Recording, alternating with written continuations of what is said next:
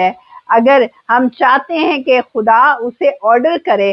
خدا ہماری زندگی کے اس ایریے کو فکس کرے، تو ضرور ہے کہ ہم خدا کے پاس جائیں اور خدا سے کہیں کہ خداون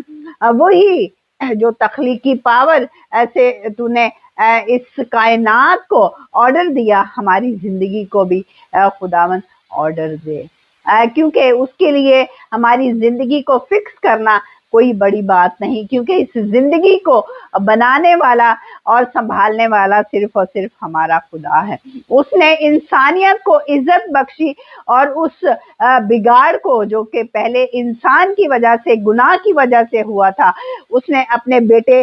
کے لہو کے کفارے کے ذریعے اس بگاڑ کو درست کیا اور انسان کو دوبارہ عزت بخشی اور انسان اس قابل ہوا کہ خدا کے ساتھ دوبارہ رفاقت قائم